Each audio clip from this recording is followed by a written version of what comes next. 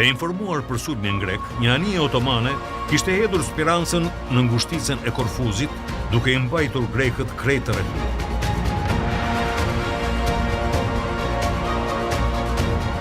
Shqiptarët mlidhen rreth kodrës. Ata përgatiten për të dhënë goditjen e fundit.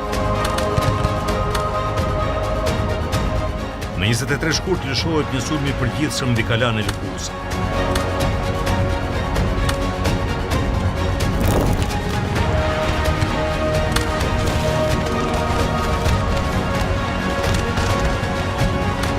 Të rrethuar, pushtuesit luftojnë mash për sekur.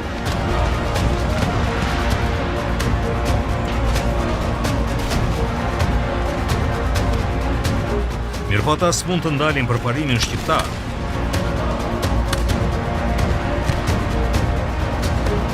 Po atë ditë trupat shqiptare arrin të futen brenda mundit. Radhët greke tani shpërthohen krejtësisht.